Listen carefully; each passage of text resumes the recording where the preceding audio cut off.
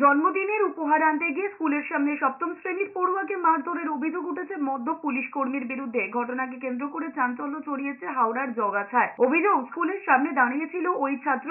সেই সময় জগাছা থানার 4 জন পুলিশ কর্মী হঠাৎই তাকে জিজ্ঞাসা করে সে এখানে কি করছে।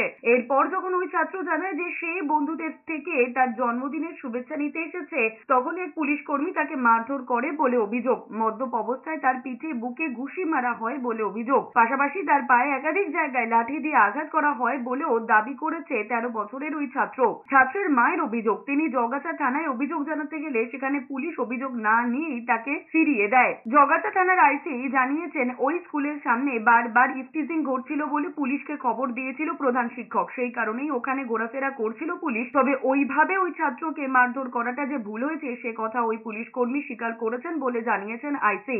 পুলিশ কর্মী মদ্যপ ছিলেন, এই অভিযোগ অস্বীকার করেছেন আইসি। আমার জন্মদিন ছিল, তো আমি আমার বন্ধুদের সাথে দেখা করতে আমি ছুটির সময় স্কুলে গেছিলাম। তো ওখানে দাঁড়িয়ে আমি বন্ধুদের জন্য চকলেট কিনেছিলাম, কেনার পরে আমি দাঁড়িয়েছিলাম।